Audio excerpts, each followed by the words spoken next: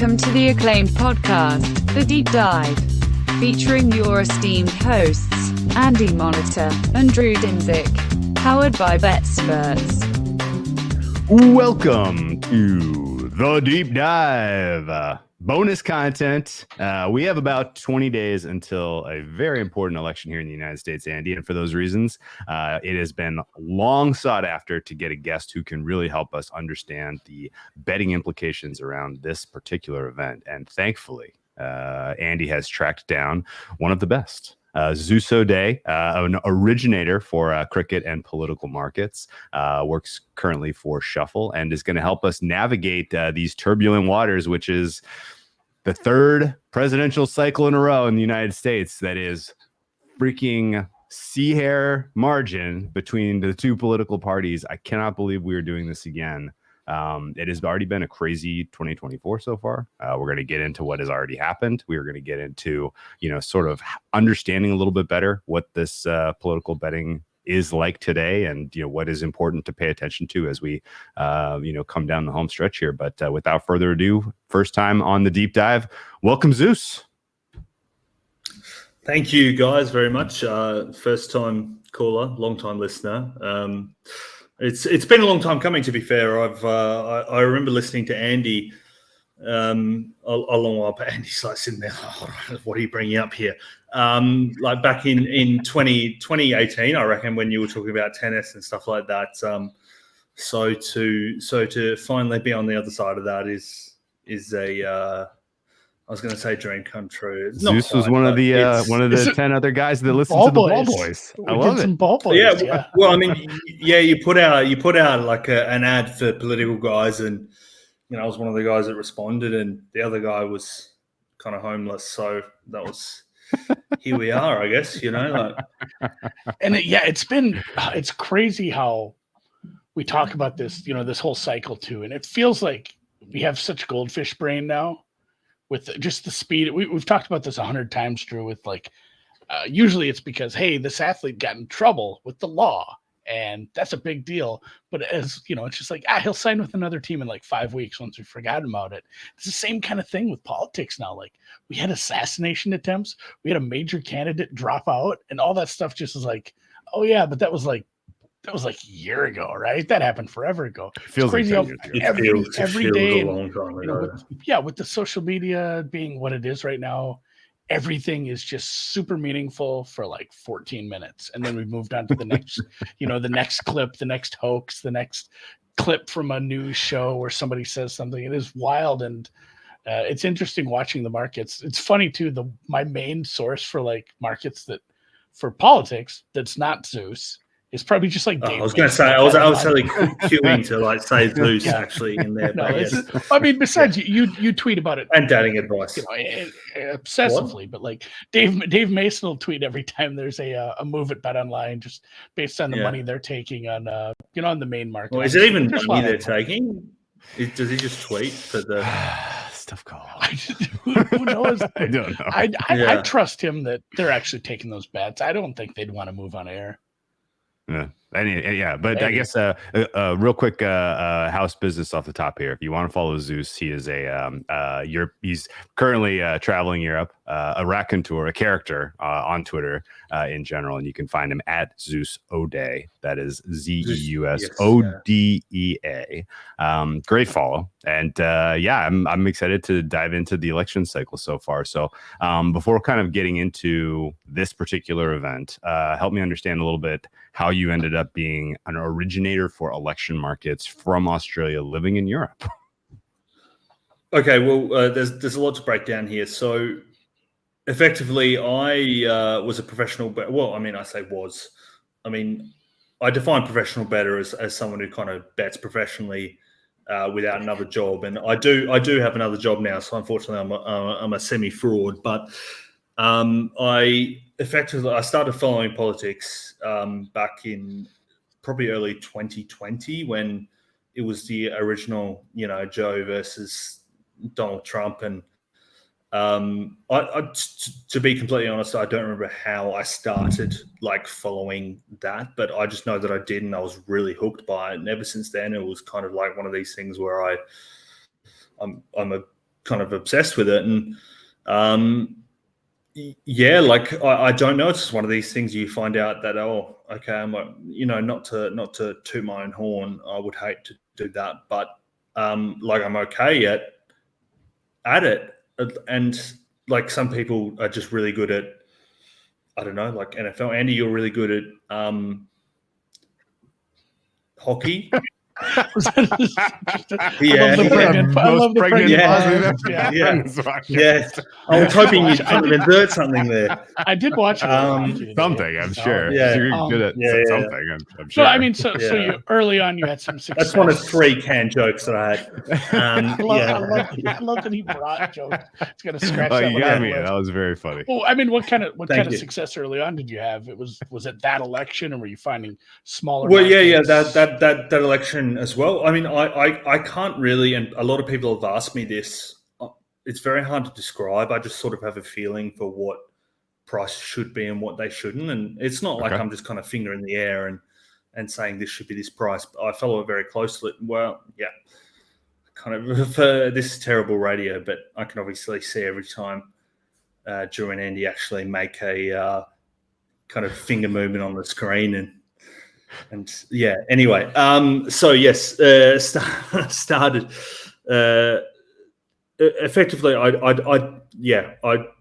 I would say probably 10 people have asked me this, and I can never give a good like example, but it's just like an internal thing about how I know what prices should be sort of what, or after following the polls and looking at it, absorbing a lot of information,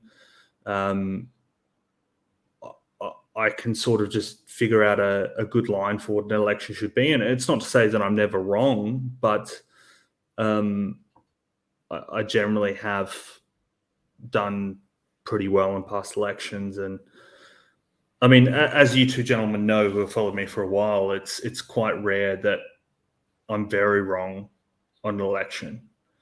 So, I mean, this is going to come off really, really conceited, and I probably should have thought of something better to say conceited than this, but yes. I mean, there was more to this as well. There was a second part of that question. But there was I mean, to his credit, I did play Waltz because of you. Like I did. I cashed in. Well, somebody else put me on Vance earlier, but I mean, I think you were on him as well. So you've had some success in the stupid markets already over the summer. That we don't often get the double VP markets, just because usually you have the incumbent. And the incumbent's just sitting on theirs, but no, it's been obviously interesting with that. And then what do you do in between? But like the size of the markets for like UK elections and stuff, are there? Is it even close to comparable for the 4 years? Well, I mean, look, I'm not going to pretend that the size that I put down to these markets is really going to move them ultimately. Whether they're UK or UK, there's hundreds of thousands of pounds still matched in these markets. But I mean, obviously, UK elections and US elections are kind of different. But you had the UK elections earlier this year, and the issue with an election like that is like Labor were like $1.03 to win, and probably like $1.10. Sorry, well, do I have to quote odds in American here? Don't worry about it. Is this you can in use freedom decimal odds? Yeah, stick with what you're comfortable. People should have to go look up how decimal odds work. $1.03 is they should. Yeah, $1.03 is very short. Yes. $1.03 actually. So okay. it's like I'm not even going to try and guess, but so yeah. Big time. Yeah. Well, yeah. So that when you have like a market that's that short, it's more about figuring out like particular props, like how many seats Labor will win by rather than will Labor win. Whereas this particular US election and also the last one to some extent is you can bet into like certain states, and you can bet into the main market of the presidential election. And, as I talk about states, and he's nodding, Minnesota's going to come up. If Minnesota is not going to come up, he's going to inject into the conversation. But look, this election pretty blue. Well, I mean, I hope the election's blue for my bets, but No, I mean yes. Minnesota, not Minnesota. really. No, I know. Yeah. Walls and all that. Yeah, that would be a shock. Yeah. Well, you'd hope so. For Harris betters, of which I am one, but yeah. No. This election is fascinating for a lot of reasons. Mm-hmm. So what does the current landscape of election betting look like as you kind of survey sort of the space? Because a million years ago, it was literally just you could bet on the next president. But like you're saying, like this is now fractured into all sorts of derivatives where you could bet state markets, you can bet margins. Like there's a million ways to get down. Do you look at sort of the kind of places where you can get relative size as sort of the markets that you're the most interested in handicapping? Or is it literally like you'll take whatever is available and try to make a price and see where the value lies? I mean, to be honest with you, I'm very lucky now that with the advent of Polymarket and other books, and I'll answer this question in a few parts, but getting on is no longer really an issue, to be honest with you. Back in 2020, you could, or even 2020, there were certain markets that lacked a little bit of liquidity, but now anything is pretty much good. And in terms of the landscape, you have Polymarket, which is obviously a crypto exchange, and it's not just politics. They've done a lot of work to try and pivot away from just politics, but it's probably what it's most known for. And Polymarket is not available to US customers, and US customers obviously obey that stringently. Correct. Yep. And I would never suggest otherwise. Now, you also have Kalshi, which is regulated by the CFTC market. That is now accepting bets on the US. To be honest, I can't even access the website. Like it doesn't. You have to sign in to access. I can't even see what they have. But I know they definitely have presidential. You have you have Betfair, which is obviously available to the UK, Australia guys, and everywhere else Betfair is available. I'm not 100% sure. And you have books generally as well. But there's lots and lots and lots of ways to bet it now. And of course, you have your main markets. You have the presidential market. But I love all the other kind of, I guess you would say, call them props or derivatives. Yeah, sure. Derivatives, to sound slightly more educated than I am. Yeah. So you have those. So, like for example, with the presidential election, you don't just have, like for example, if you're in, let's pick a random state, Minnesota, you have, let's go North Carolina. That's a better example. You have you have a long sheet of paper, and you have, the presidential election on it, and then you have the governor election on it, and then you have your state senator, you have your state house, etc. You can bet on pretty much a lot of these minor races underneath the main race, and for someone like me that sort of focuses a lot on not just the presidential but also these minor races, that's kind of where a lot of the money is made. Because I mean, like at the end of the day, like how much, like there's been like what 100, 200 million traded on the presidential election. At some point, you have to kind of, think like, okay, well, I think the price is wrong, but can I maybe find a price that's more wrong?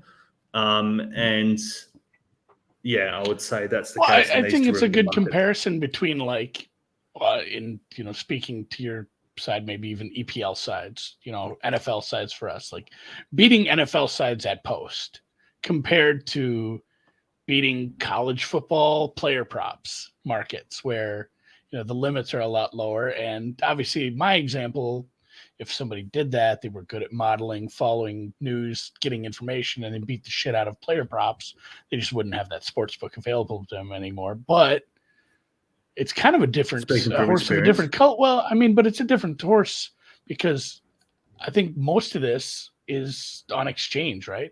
Are you actually accessing sports books for some of these smaller derivative? Occasionally sports books with derivatives, but I mean, Polymarket has a lot of them, to be honest with you. Okay. So it's very easy to kind of get on there. And I mean, like for example, like a good one is, you on Polymarket, you have Harris to win all 6 swing states. and I'm not going to list all the swing states here. I can't remember exact. Well, I mean, yes, I can remember them, but I don't know which. No, you got to prove it now. You want me? Okay, you have Pennsylvania, you have Michigan, you have Wisconsin, you have Arizona, you have Georgia, and then I can't remember whether they include Nevada or North Carolina. Definitely Nevada. To be I think six. I think it's Probably more yes. Nevada. Yeah, probably is. Yes. Yeah. So you have, for example, like Trump to win all six swing states. Wow. Or Harris to win all swing states. And what the market doesn't always price in very well is correlation. So sure. Like, for example, I'm trying to think of, if Harris wins Pennsylvania, she's probably winning Wisconsin, the presidency, and she's and I would say, yeah, well, yes, but she's also probably most probably winning Michigan, right? Yes, and if Harris is winning Georgia, she's probably winning North Carolina, and if Harris is winning Arizona, she's probably winning Nevada, right? So Definitely. you have a bunch of these correlations, and I sometimes feel like the market doesn't always totally price them up correctly. So, and same as Donald Trump, to be honest with you, even though I don't think he's going to win, if you wanted to have like a decent bet, you could probably find like Trump to win all of those 6 swing states at like $5, like 4-1, 20 cents, plus 400. You know, I'm just kind of running the gamut here. You know, sure, like, yeah. But like, you didn't do fractional. Fractional was Well, he said 4-1. No, I did. I did actually 4-1. 4-1. Yeah. Thank you. Yeah. Apology, when. Yeah. So let me ask you as you kind of look across the landscape, then, you know, I can access 20K per click on the presidency. I can access 5K per click on the states. I'm assuming that, you know, I'm used to assuming that when you're offered a market with 20K per click, it's pretty efficient. Like, it's not as efficient as it's going to be, but it's pretty efficient. How do you kind of look at what's available across, you know, the space? And I'm sure, you know, prices are always different. There's always arbitrage opportunities. Like, do you have specific opinions on, you know, which books and which markets are leading versus lagging? And does that play into your opinion as far as just trying to build a green book and a position in general? To be honest, like, when I obviously go to place a bet, I do look at what books are leading in a particular. Like, for example, if Polymarket is over Betfair, I'll look to bet Polymarket and vice versa. But like, in terms of factoring them into my price, I do consider them. But how I kind of come to my price is more so, like, I guess this kind of factors back to one of the first questions you asked me in terms of, like, you know, how do you come to bet politics? In that, like, I guess one of the strengths I have is kind of knowing who to follow in terms of, like, who is on Twitter is a goldmine of information, and who puts out this information, and who is putting out really bad information, who is putting out really good information, and kind of figuring out which is which. And often I just kind of absorb this information from there and make an opinion rather than looking at the markets themselves. And obviously, like, people talk all the time about regressing to the market and stuff like that. And I'm not discounting that. There are a lot of really smart people that I know that do that. It's certainly smarter than me. But generally my opinion is made independent of the market. And I look at it. The only exception is, like, for example, earlier in the year, I had Harris probably like 65-70% to win.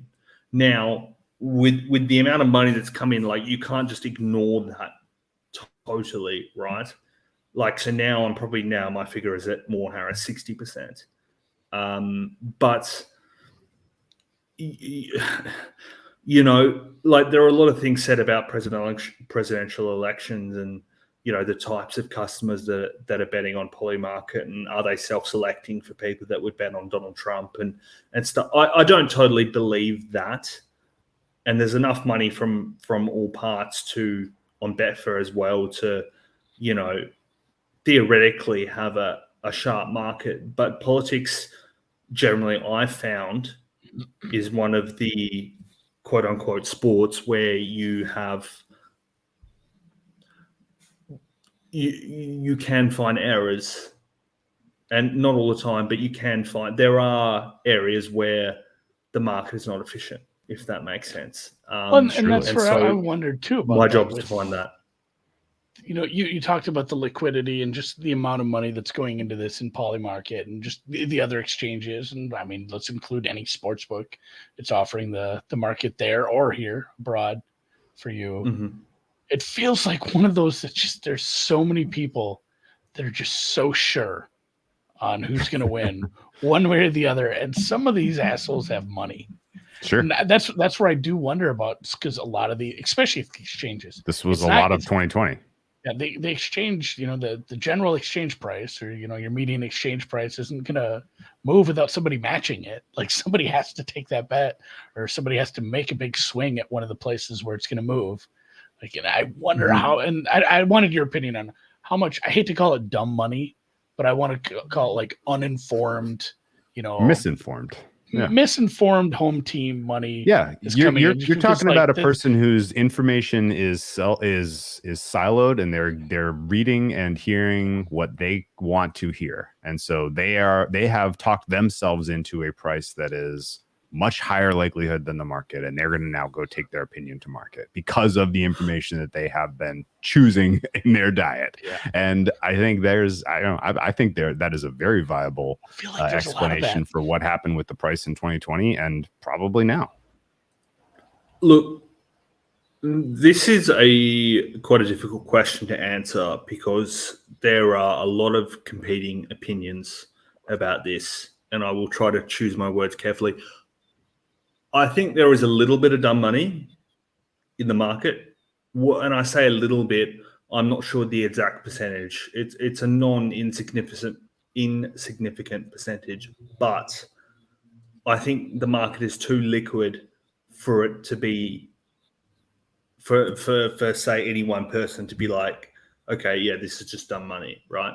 And this is what I say about, like, at some point you have to sit there and think, okay, what am I missing that the market is not, right? Like, you can't just sit there. Like, I mean, you can, but I would not advise sitting there when $200 million have been matched on a market and thinking, like, yeah, I'm Billy Big Bollocks here. Like,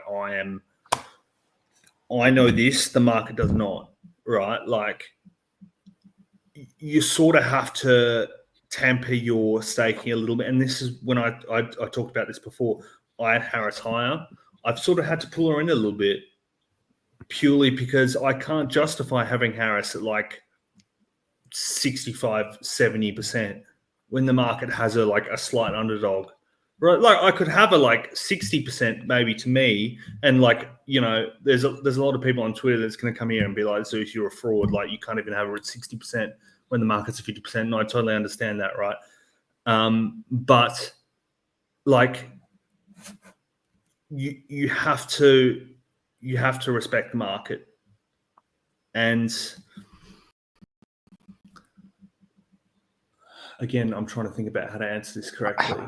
I mean, I think that's good advice generally, and especially if something that's liquid. If there were, let's call it dumb money. I'm fine with calling it dumb money. We won't pick a side. We'll just say somebody. Let's also acknowledge, by the way, that we're living in a time where the richest man in the world flushed $30 billion on Twitter. For whatever, like he donked $30 billion for the money. LOLs. Like, it's there's plenty of not smart decisions being made with people who have too much money. Again, going to do one step further though, Drew. If there was a massive dumb bet where hey, this guy is betting into what probably is efficient right now, and it ends up moving, that just creates liquidity on the other side where somebody who is just going to take it. So I don't know that it would be able to shift it too far. And I wasn't saying this is like 20% of the total liquidity or something, but it does seem like it's existed in 2020. It's existed this one. Well, and also it's an informational market. It's just like, Drew, going back to some of the drafts that we've bet on, the NBA and the NFL drafts, where you've seen massive movement in the market based on one or two people tweeting from a position of information or power. And we've seen the same thing with, let's talk Walls Shapiro.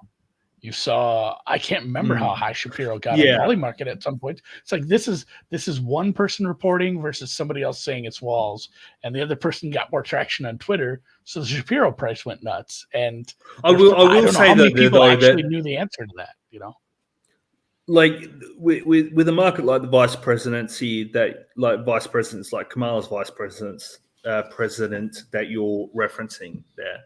Like when it kind of came down to Walt Shapiro, a lot of that is conjecture, and there is sort of that, like, you don't have polls for that. You don't. Yeah, it's different. You're sort of just estimating, like people is like me and other kind of quote unquote sharp people. To be honest with you, vice presidents markets, or any kind of markets where someone has to pick what happens, that's never been like one of my strengths, right? But generally how I price up those markets is, or how I know a lot of people price it up, is you sort of just run through the strengths and weaknesses of each candidate. And I know a lot of people who are heavy Shapiro, and to be honest with you, I would hope a lot of them got out like when, Shapiro was like $1.40 or something like that.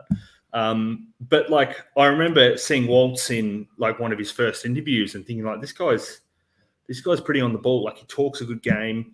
He makes a lot of sense. He looks just like the regular American dad / granddad. I think he's 60. So I'm not gonna, delve too deeply into that. But like he just looks the part, right? And so occasionally you have these guys where you back a bunch of them. Like I backed Bashir for a while. I was certainly on Roy Cooper. He was very well known to be one of Kamala's friends, and and in the end he didn't put his name forward. But that differs a little bit from that. I would sort of say that those are kind of like, like throwing a dart, semi-educated. Sure. Where like if you're throwing a dart at a dartboard, where maybe you have like four of the spaces blanked out, like where you maybe have a small advantage. Yeah. Your mentality though is also, it's a little different than the U.S. player, or for someone like me, like getting on and off, like just like getting on and off, like you're much more willing to make a bet on a long shot price, being like, yeah, I can see this shortening. I'll extract some value from this somehow. Like I am always kind of stuck before hitting submit on I'm not going to be able to cash this out, because that's just not how my experience. But is that because you don't have access to an exchange? Yeah, right. Exactly. Yeah. If I was trading on an exchange, like it offers you the freedom to take more risk. More risk on, put more risk on, knowing that, sometimes you're just going to be able to get the hell out of there, as opposed to having to see it cross the finish line, which in a lot of cases, I feel like I have to see my bet across the finish line. Though. Right. At the same time, though, like the amount of times I've backed something in politics, and I haven't done the sums on this, but I would be shocked if if my profit and loss was lower, purely because I've hedged out of something, just because I backed it like a high price, and I want to lock in profit, right? Like, and they talk about this where like you shouldn't hedge out unless you think the price is right. Sure. I mean, this is all theoretical, and you can talk about this, being relative to, utility, where, like if you make X amount of money, is that worth more to you than like it's not just like all these kind of conversations about cash outs where like you see it on Twitter where like, someone is like, oh, I put $2 on a 25 leg parlay and I can cash out for, 40K. Should I do it? And, you get like, 45 gimps in the comments being like, yeah, no, you should never cash out, mate. You should never cash out. And it's like, well, mate, like, you're getting a cash out of 50K. Like, what is that 50? It's all well and good to be like, okay, well, that bet's worth actually 90K. But like, what is that 50K worth to you? And I feel like a lot of people loss aversion part of it, and all. That's all always that, been our stance on hedging. Sure. Like hedging is a personal decision. Yeah, it's a personal decision, because if that's life-changing money to let's say, oh, you have like a little bit. Doesn't even need to be life-changing. Yeah, it can just be attitude changing. Yeah, You don't want to make yourself miserable. You don't want to put yourself on tilt. Yeah, you don't want to put Yeah. yourself on tilt if Couldn't that add was your, like, seventh yeah. bedroom as you know, you Honestly, guys. the mental strain of losing that last leg, Yeah. even if you Yeah. didn't really need the money, would be a It's lot. not fun anymore. That would keep Yeah. that would keep me up. And Yeah. and truthfully, too, going back to let's keep using the vice president candidate stuff. It's different than you backed. I'm just gonna keep using European ones because it's more fun. But you backed City to beat Southampton in the FA Cup. They're up 3-0. And it's late, Mhm. and do you really need to hit the cash out and take 98% of your thing? Are they really going to score 3 goals in the last 8 minutes? What's this money? But like, what is this money to you? That's the thing. Like, yeah, it's so much different in a do sporting you need event to eat tonight? Yeah, and even that, like, just the odds of a miracle ending in sports compared to all the information was wrong. Like, this is like, yes. nobody knew. Everybody really thought it was going to be Shapiro that mattered. Like, it's a completely different calculus because pulling that draw 4 card that, hey, it was wrong, it's a completely different candidate, is way different than a team scoring a shitload of goals late. Yeah. Okay, well, let's talk about the information being wrong or at least biased. Because mostly the hashtag they know, yes, they know, yes. yes, in terms of pricing the winner of this presidential election, I would imagine the most important data is recent polling. There's no events specifically. There's external stuff, assassination attempts, wars in Israel. There's external stuff that influence, economic uncertainty. There's external stuff that you have to, I'm sure, factor. But for the most part, I imagine with 20 days to go, this is just a synthesis of the polling that is available publicly and taking those polls and trying to understand, are they biased because of either intentional or unintentional factors? What is this? What is the full, kind of assessment of all of the polls that are available? How do we weight them? And in general, how do you deal with correlations between? Well, if, as you said, like if a poll is wrong in Minnesota, then if polls wrong in Michigan, then it might be wrong in Wisconsin and Pennsylvania also, right? Like there's surely correlation between bias existing in certain regions. Now, is some of your thesis that we have a couple of years now, 2020 and 2022 most obviously, seen the attempt to come up with reasonable polls skew red? And that you're assuming that what you're seeing as you're looking across the space right now is biased red for whatever reason. Okay, so this is probably the topic that I can talk for a long, long time about, right? About polling and was it wrong and in particular years and stuff like that. So cut me off if you have questions and if you feel like that I'm kind of rattling on a bit. You leaned in for this. If people can't see this, I did. Yeah, I sat up and 30 minutes later, for the we people, finally got here. The people, like he is locked in. It took you, 30 minutes, and half a mini bottle of red wine. Cheers to those listening along at home. But finally we're here. Okay, so. I really was waiting for this question. So polling is a really, really, really, really, really, and I can't stress this enough, complex subject, and also really, really, really understood subject. There is probably no aspect of political or politics that is and political betting that is more misunderstood than polling. So in 2016. You had polls that kind of in the last little bit tick up towards Trump. And okay, so final polls had Clinton winning. They missed on Trump. They did miss on Trump, right? Okay, so then in 2020, you had a lot of really bizarre state polls late that favored Biden. And again, they missed on Trump. So if you're an astute pattern better, you would be thinking, okay, 2024, they're going to miss on Trump. But here's where it gets kind of here's where the story deepens. Here's where it gets interesting: is that in 2022, right? People were thinking the same thing that I just said. Okay, they're going to miss high on Democrats, and that. So people were taking polls and adding 3 or 4, 2 or 3 points. Okay, so if you have a poll that's showing even nationally in 2022, actually it's going to favor Republicans by 2 or 3, right? Sure.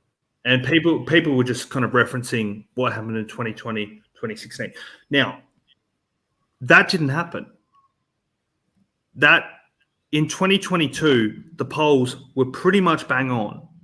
Now, people didn't believe them prior because in a midterm election, normally that disadvantages the party out of power. So, for example, Barack Obama in 2010, he was first elected in 2008, got reelected in 2012. In his midterms in 2010 and 2014, the Democrats, which is his party, lost a lot of seats in both the House and the Senate, right? And you have state legislative races, smoked big time. It's not just Obama; it happened in Clinton.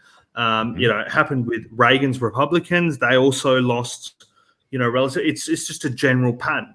So Biden gets elected 2020, 22 comes along. People are thinking, okay, these polls, they're showing that it's an even ball game. This isn't right.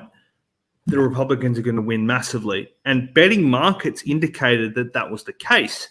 Now, betting markets were probably saying that Republicans were a 2-to-1 shot on 2-to-1 on maybe minus 200-ish, $1.50 to win the Senate, and that they were probably odds on to win the House, I think, right? Yeah, now, this wasn't the case. House, This wasn't the case. Democrats won the House. Democrats kept the Senate, right? And a lot of people had egg on their faces because they were thinking, hold on a second. The polls underestimated Republicans twice, and now they're actually they got it pretty bang on. It was pretty even in the end, but Democrats edged ahead. Sorry, Democrats didn't get the House. Sorry, Republicans just narrowly kept the House. They gained. Yes, they gained the House, but they thought it would be more than. Yeah, my apologies. Sorry, but Democrats did get the Senate. So it is very, very. If I can instill one thing into people that are listening, it's very, very dangerous to assume that polling errors will repeat over time. You can't always assume that. So, for example, like I said, in 2020, it did overstate Democrats. But again, you don't know that. Sorry, I'm just muting my one of my Discord that came up. In 2020, it overstated Democrats. In 2022, it didn't. It was bang on. If anything, probably slightly actually underestimated Democrats. Sure. Now, in 2024, you don't. This is the thing. You don't know. It might. With Trump on the ballot, it might. Miss long on Democrats, but you can't just go in and be like, okay, yeah, definitely this is the case. This is what happened, and therefore it's going to happen again. It's not good practice to do that, I guess. Well, and that's something too that you get me thinking about that midterm. And I mean, as an American, Drew, I think you can attest to this. Midterms have no juice. It's a struggle to get people excited. It's lower turnout. It's much, and that's what I'm saying. Yeah. Understanding obviously the lower turnout of a midterm, but kind of understanding the general feel for it too, because it did feel like that midterm in particular, there was, I don't know, I don't have facts stating there was more money spent in those races, but it felt like that was a little more publicized and that actually had a little more juice, especially for some of the big races. I don't know if that's something you're using going forward, looking at these. And I suppose it really matters who wins in November as well. Well, I mean, the 22 midterm was also very unique in that I would say that the Republicans would have done better than they had done had Roe versus Wade not been overturned. Sure. Right? That just injects that just injects like a shit ton of like attention and funding and all these things that the problem with Republicans, and you can call me slightly biased on this, is that they sort of don't really do like a lot. Like their whole like shtick is kind of tax cuts, which is fine. Like if you want to like supply side, whatever, that's fine. But tax cuts and like I can't really name something else that Trump did during his term in office, right? Like it's basically you're a supply side fetishist, you know, whatever. Like, but the Republicans kind of cruise through by like being like quote unquote better on economics, and so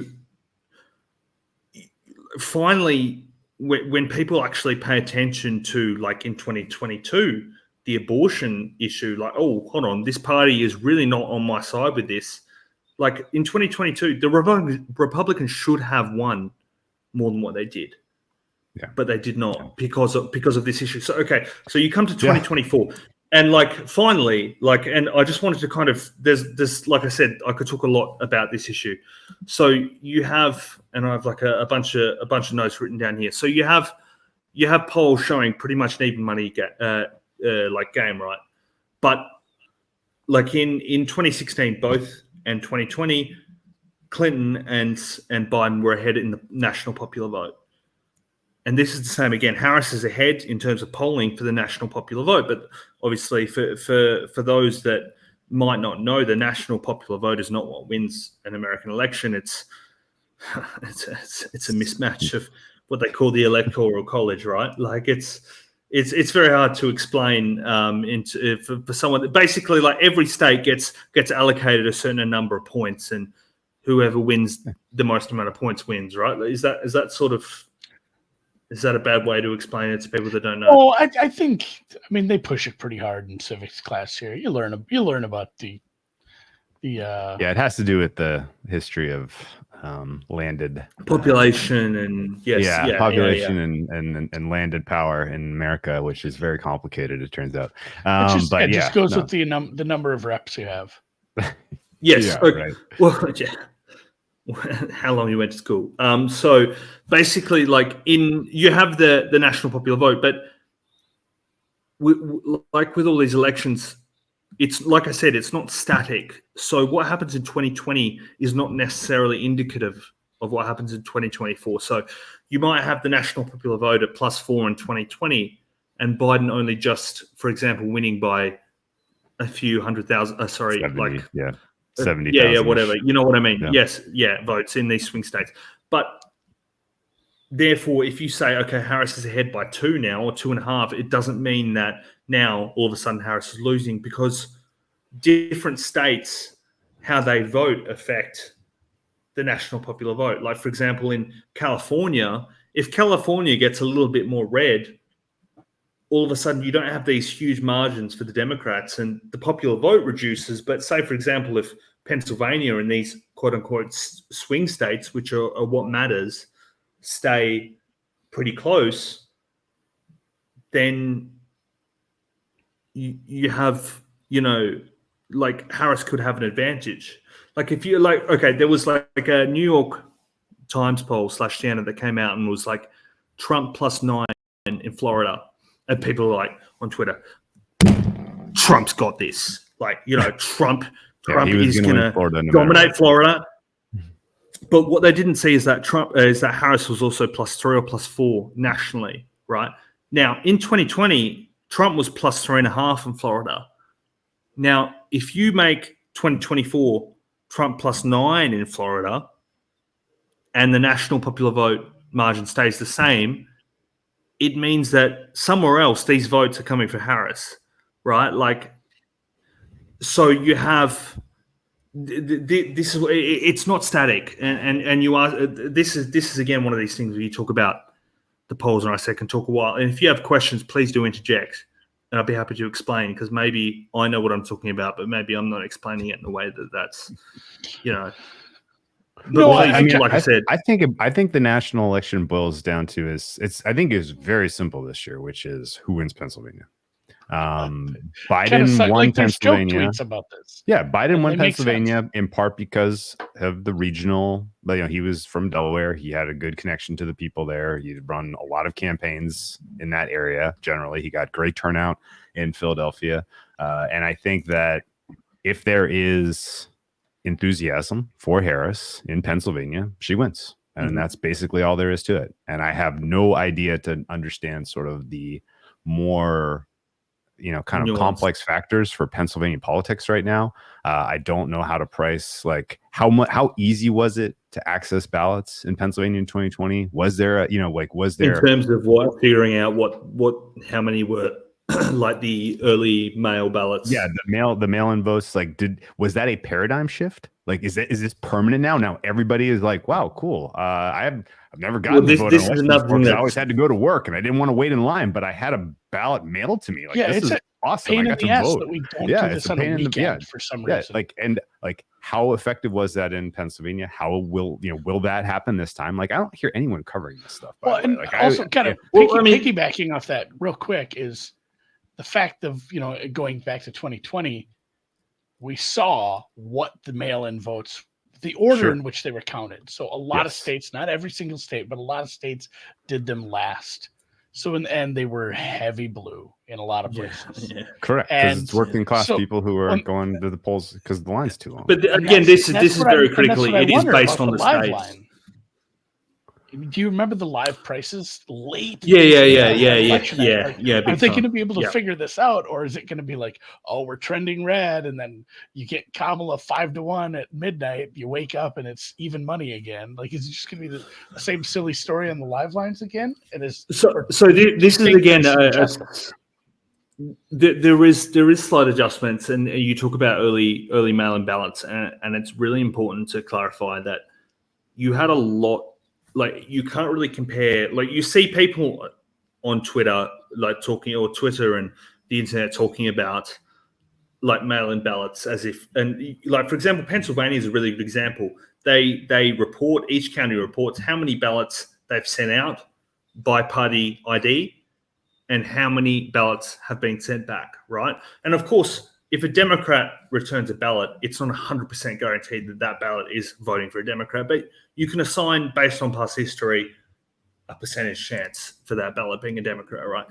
Sure. So that goes out and that comes back. But you see often, like, when these things are reported on Twitter, that people of both affiliations will be like, oh no, like, the Democrats are lagging behind or the Republicans are going ahead. But it's relative to 2020. But 2020, believe it or not, there was this quite major thing that happened that year, and which was COVID, right? And that a lot of states kind of temporarily changed how they kind of accepted ballots, and a lot of people more, voted by mail and stuff like that. And so it's very hard to compare about that kind of thing.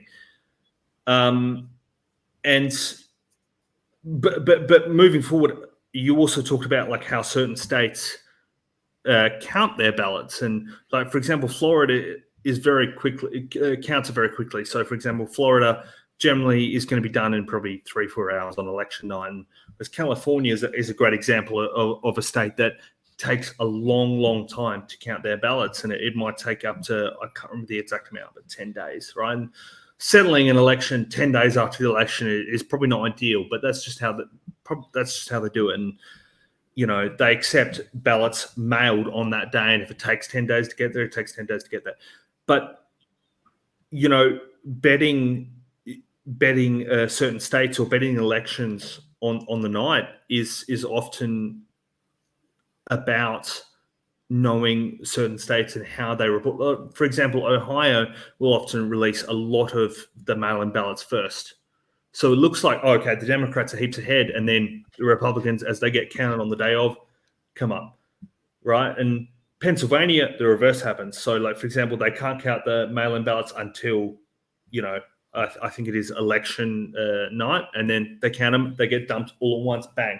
And so they talk about it like a blue shift, where, like Trump was saying about like how did you have 600,000 votes just dump in there, and coincidentally they're all against me. It's like, well, actually, Pennsylvania, it is. It's really actually quite explainable in that Pennsylvania, Pittsburgh, whatever, all these cities in not Philadelphia, sorry, Pennsylvania, they vote like 80% blue, and a lot of them voted by mail.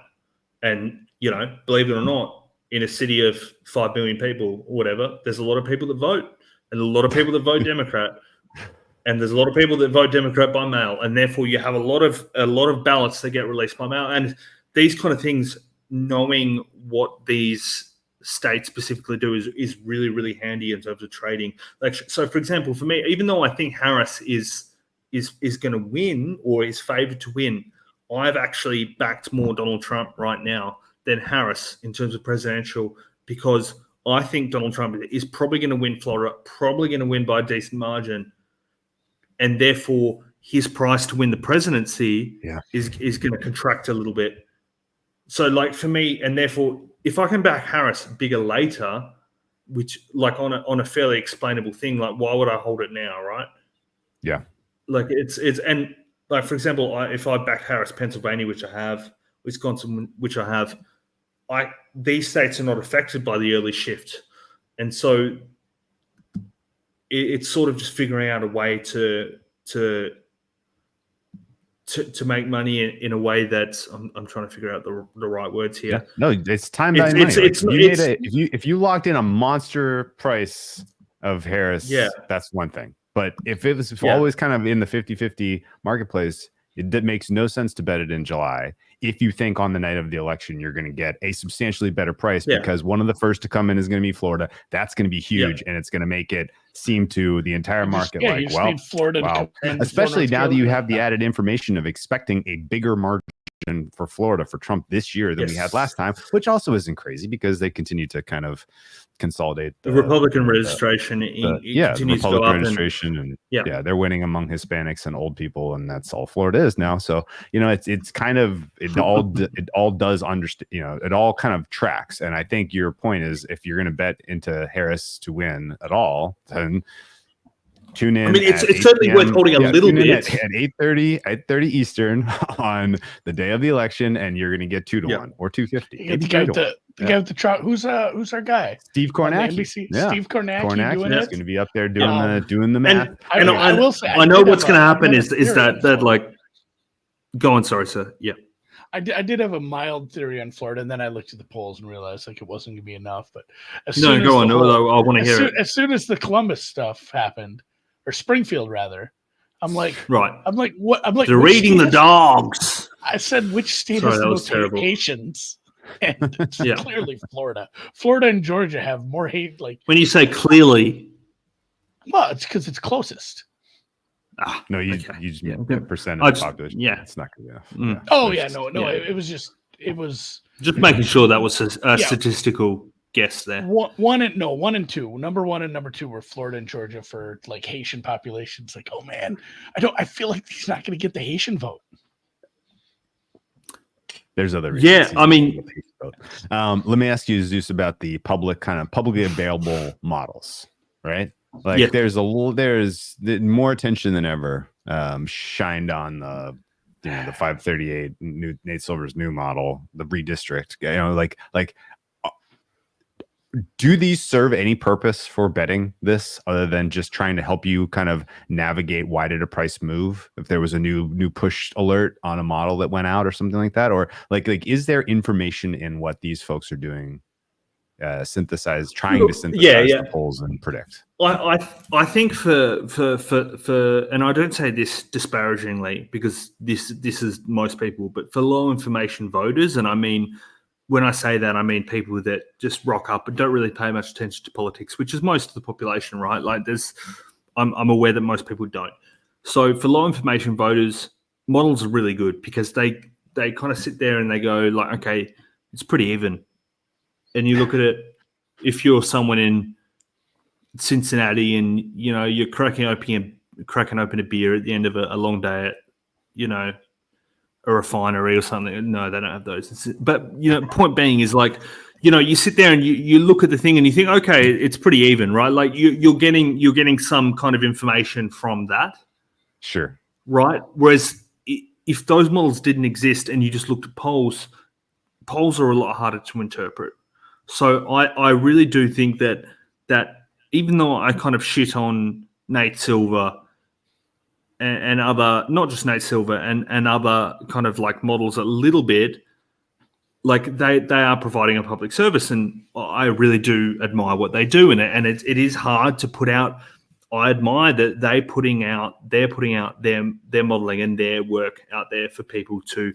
It's way easier to put out. It's way easier to pick apart someone's work than it is to put out work yourself and try and be perfect, right? So in that respect, I respect it, but I think if you're a high information voter, it's better to look at the polls themselves and make your own opinions based on that. If that sort of answers the questions. I mean, I think if you're an average person, just look at the models. Oh, it's close. That's cool. No problems. But if you're someone that kind of wants to bet on this stuff, you really sort of do need to be looking a little bit deeper than that. I've thought a lot about polls too, because it is just it's wisdom of the crowd, but it isn't. And there's scientific studies that show like wisdom of the crowd works and it's smart and you get a big enough sample, it's going to be pretty accurate, but it's not guessing jelly beans in a jar. There's, just so many inherent biases. I mean, there's so many inherent biases behind the answer that you're giving, or if you're deciding to answer at all. Yeah. Whereas if somebody says like, guess the weight of this cow. Yeah. I mean, the book, it's like, yes. Oh yeah, it's 900 kilos or whatever. It's not so hard, but that just the people who don't answer polls, the people who ignore polls, lie in polls, like it does change the calculus. People that are unreachable. Yeah, it does change the calculus of like how accurate it can be. And look, I agree that there was actually one thing more that I wanted to mention about polls before we possibly move on, and I do apologize to those people at home thinking, this is the most boring guest you've ever had on the topic, and I really, geez, I'm actually turning this off right now, and I'd rather watch paint dry. But we already lost most of the audience because I'm sure they're mostly Trump party. First 5 minutes, they're off. Yeah, they're hard for Trump anyway. So yes, refrain from making a joke there. So basically,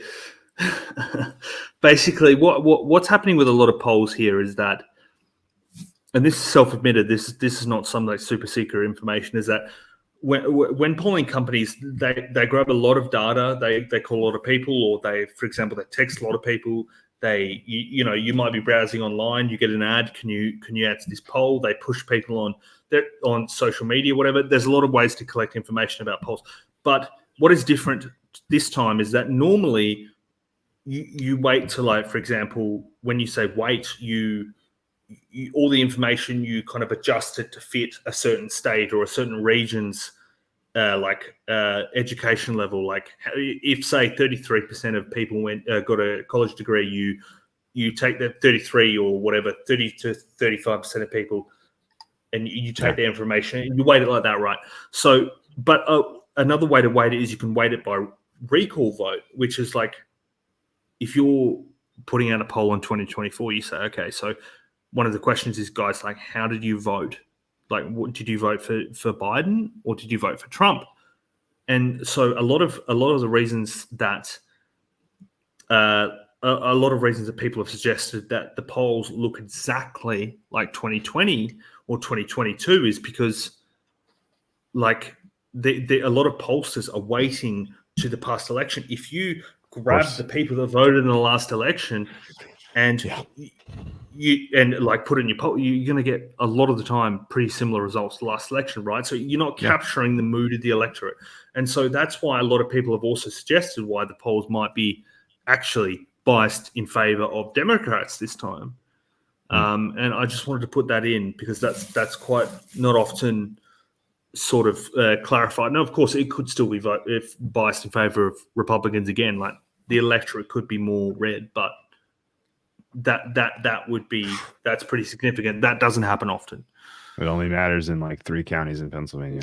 It's absolutely insane. Yeah. We should apologize. I want to piggyback on your point because it's like it's it is polling is not even really about like It's not reaching a real. person and getting an answer. It's literally a sample space mapping problem, and it's 3-dimensional. Like it's time as well as it is like who did I talk to. How do I put those people's answers into a map that reflects who is likely to show up on election day or vote by mail on election day? And so there is a massive amount of guesswork in terms of extrapolating your results to what you think they're supposed to represent, on top of the fact that you are anchored by what you think you were going to find in the first place, on top of the fact that the reason that everything looks the same as before is if you don't already know whether or not you're supporting Trump, then I'm sorry. There's no information there's no I need to learn more about these candidates. Like I die laughing when they bring out people for, like an audience at a debate or town hall, and they're like, these are the undecided voters. It's like, put these people, get them the fuck out of our country. How do they not already know? You laugh, but this is the average voter. Like you two would still be in probably the top 20% of most informed voters in America. Probably higher, actually. And I'm not kidding when I say this. The average voter probably rocks up to the polling booth, thinks, am I better or worse off than last time, and votes. Yeah. No, that's the secret sauce.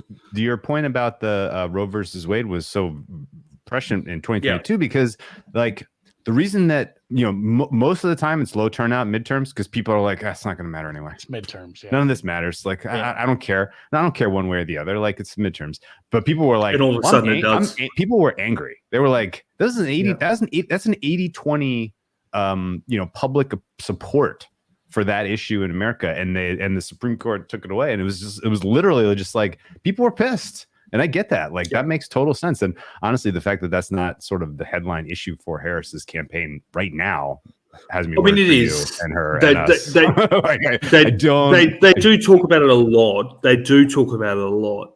I mean, it's not as loud as it ought to be, I think. And because I do agree, but at the same time, you in an election like this, you sort of do have to. More people are going to be turning out. You have to talk about more than abortion. They could talk about. They should be shouting it from the rooftops as much as possible. And you guys would know more than me. I'm not in America. I'm not subject to the advertising. We also, that's the other thing. We don't live in Pennsylvania, so we have no fucking idea. You live in Pennsylvania. Neither of us live in Pennsylvania, and all all of the advertising is so geographically targeted at this point. Like, oh my god, honestly, if you are in the state of Pennsylvania, you have my apologies. I cannot even imagine the absolute. Good luck getting any work done for the next 20 days in Pennsylvania. It's just going to be nonstop phones, texts, commercials, everybody in your face telling you what to do. It's going to be terrible. It's funny too, Drew. You're probably going to having a wank or something, and you load up Pornhub and you get Joe Biden, Kamala Harris ad or something like that, and it's like, okay, well. Is there no stone left unturned or something? Is there nothing sacred anymore? The way the internet works out at the farm, Drew, it's satellite. Sure. So it changes. So it doesn't know my exact location all the time. Oh boy. So I'll be watching Peacock Thursday night or Sunday night, or I'll be watching Amazon maybe. And sometimes I'll get ads for a city, just random U.S. city. And so I've gotten weird. I haven't got a swing state yet, but it's been the last few times I've been getting El Paso, Texas, or maybe San Antonio. It's crazy. It's been this bail bonds ad. They look like a lovely couple. Does it inspire you? No, but I've just been waiting. Really? I've thought about that. I'm like, God, I kind of want to get like Pennsylvania ads. I do not. It has I don't want to hear what they're saying at all. Anyway, let's put politics in the bag for a second. I gotta wrap up in about 10 for another call. And I wanted to get your opinion on London. Mr. Popular over here. Yeah. Okay. Yeah. No. Tell me about tell me about your experience in London. Like, if somebody's coming through for like 48 hours, like what should they do? What neighborhoods are the best hangout spots? What bars are the best? What pubs are must see? So there's a lot about London, and for listeners that might be thinking that why are you asking this guy, an Australian, about London? I lived in London for 2 years, right? And so this was one of the things that came up, and it's London is great. It is expensive, but no more expensive than the US, for example. I love that you have certain bits of London that are kind of like satellite suburbs. They're not satellite even. They're like probably 4 or 5 stops out. But like I very rarely go into the centre. Like there's Brixton in London. That has a very cool vibe. Clapham. You have certain pubs in Hackney, which is like if you kind of like artsy, like actually, to be honest, I'm not artsy whatsoever, but I still love Hackney. You have Notting Hill, which you guys have probably heard of. I'm assuming. Sure, we had a movie. I've heard of Brixton. Yeah, they're nodding Brixton for those on the. is- Yeah, Brixton's you're in a Clash up song. with the. Guns of Brixton. Yes, that's You know not. that, Cool. Jan. Yeah, it is. When- it is. But when you look, say we get there in the stops, end. You mean the train? You mean the train, right? We don't do that here. What do you do? We have We- cars. what? Everyone has Of three course. cars. Everyone has No, three of course. cars. I mean, yeah, okay. So everyone, that's the average. So you're probably like 5, right? Oh god, at least. Hackney, Yeah, Notting yeah. Hill. Okay. Yeah, Chelsea? If your wife's like assistant doesn't have 3, then you're poor, basically. So yeah, Yeah. Hackney, Notting Hill has a lot of bars. Look, any of these places, Camden is very good. Camden. You okay. can't really go wrong in London. Just go around, just see, just get on a random train. To be honest, and it's one of those cities that there's something for everyone at a lot of end junctions. Camden, I would say Hackney is really good. Ealing has some decent places. Brixton, I really, really like. Lived there for a while. Those would probably be my. Also, Borough Market, Southwark. It's spelt South Wark, but pronounced Southwark. That threw me for a while. That has Borough Market. There's a really nice bunch of pubs around there called the Beer Mile as well. Very good restaurant. So that would be kind of my recommendation. But also get outside London, see different parts of England. Cool. Montenegro. Yeah, that it's outside England. So yes, I would see different parts of Europe as well. But look, London's a great place and I love it. A lot of friends. Awesome. Well, we appreciate your time and your recommendations, and hoping for you and all of us that November goes well. Of course, follow Zeus online for more electioneering tips. And any questions or feedback, don't text us, especially if it's negative. I'm not interested in your please. I don't even vote in not a midterms sadist anymore. Nice. We've been over Thank this. you, I Andy. voted for Kanye, guys. Don't blame me. Did you really? I did. 'Cause You it didn't did? matter. It didn't matter. I swear. Nice. Minnesota Wow. wasn't going. Minnesota certainly wasn't going red. I did vote some down ticket stuff. I vote for sheriff every time. I make sure good. that, the stuff that affects us locally. Locally. Make sure school It board. It is true. The local guys affect you the most. Oh man, our city council in Long Beach, our city councilor has done amazing things, and I'm very, very happy with our choice. And if that ever got flipped, I'd be pretty bummed. So. It's like the T-shirt. This is a good closer. The T-shirt that says the mayor from Jaws was still the mayor in Jaws 2. Vote in your local elections. I love that. Agree. Maybe close with that. Go vote. Jesus Christ, kids, it's not hard. Yeah. Please do vote. Please, if I could leave everyone with one thing, please vote. Please vote. It makes a difference, even in your heart. So, look, Right. it's been a pleasure, guys. I really appreciate it. And if anyone listening has any questions, please feel free to DM me, and I'll try my best to answer. But thank you again. It's been a pleasure to The talk to you guys. Oscars music. Wow. All right, yeah, best of luck. Deserve to all of this. us. That's funny that you